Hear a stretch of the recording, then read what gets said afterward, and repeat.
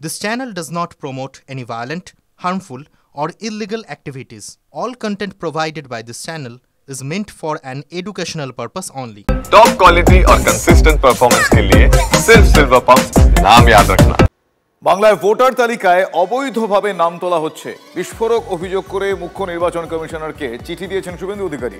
গত সপ্তাহে সীমান্তবর্তী এলাকায় ৭০,০০০-এরও বেশি ফর্ম জমা পড়েছে, সাধারণত যার পরিমাণ থাকে ২০ থেকে ২৫,০০০। রাজ্য প্রশাসন বেআইনিভাবে রোহিঙ্গা এবং বাংলাদেশি অনুপ্রবেশকারীদের ডোমিসাইল সার্টিফিকেট দিয়ে ভোটার তালিকায় নাম নথিভুক্ত করছে।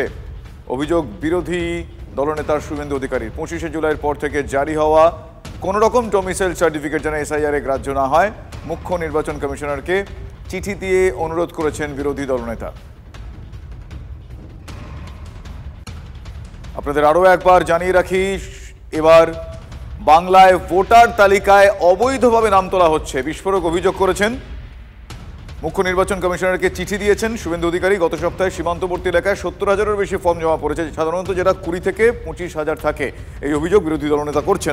এই মুহূর্তে আমাদের সঙ্গে রয়েছেন তৃণমূল কংগ্রেসের অন্যতম মুখপাত্র অরূপ চক্রবর্তী। অরূপবাবু, এই অভিযোগ এবং সেক্ষেত্রে এই যেটা হওয়া দরকার ছিল ২০ থেকে ২৫ বলে শুভেন্দু অধিকারী বলছেন, সেখানে প্রায় ৭০,০০০-এর বেশি ফর্ম জমা পড়েছে, তিনি কিছুটা সন্দেহের গন্ধ পাচ্ছেন, কি বলবেন?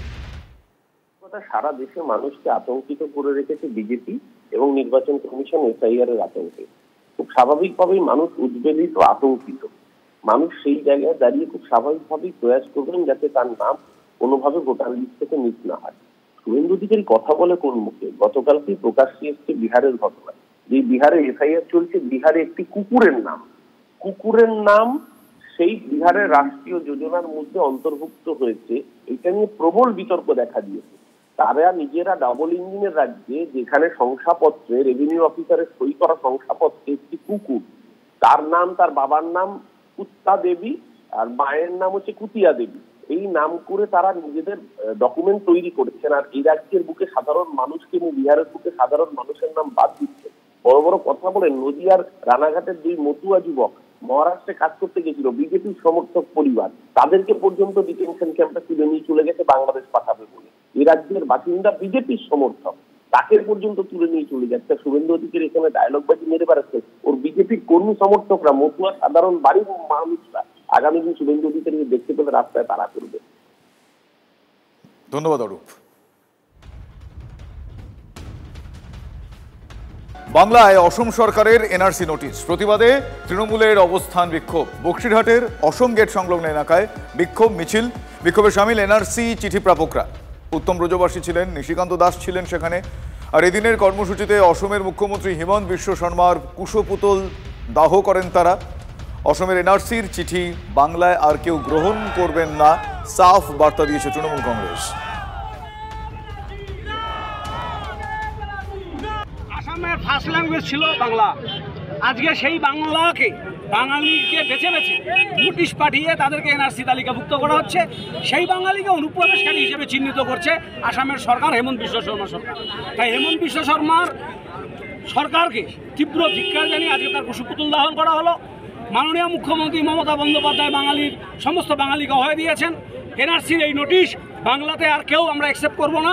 কুচবিহারে আসামের কোনো নোটিশ আর ঢুকবে না। আমরা সমস্ত বঙ্গবাসীকে অনুরোধ করব, আসামের কোনো নোটিশ কেউ রিসিভ করবে না।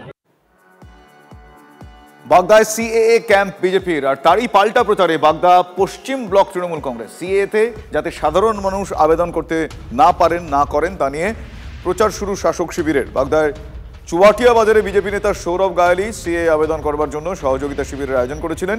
আর তারই পাল্টা বাগদা তৃণমূল কংগ্রেসের সহসভাপতি নিউটন বালা জানিয়েছেন, বিজেপির কিছু নেতা মানুষকে ভুল বুঝিয়ে সিএএ নিয়ে আবেদন করাচ্ছে। সাধারণ মানুষদেরকে ভুল বুঝিয়ে তারা সিএতে ফর্ম পূরণ করছে। কখনো তাদেরকে আমরা শুনতে পাচ্ছি কিছু অর্থ নিচ্ছে, বাংলাদেশি কাগজ বা এফিডেভিট বানাচ্ছে, যাই হোক। তো এটা নিয়ে মানুষ খুব বিভ্রান্ত, কারণ যারা এখানকার 40 বছর ভোট দিয়েছে, 50 বছর ধরে ভোট প্রদান করছে, মেম্বার বানিয়েছে, এমএলএ বানিয়েছে, সাংসদ বানিয়েছে, তারা নতুন করে কেন সিএতে অ্যাপ্লাই করবে? তারা তো ভারতীয় নাগরিক।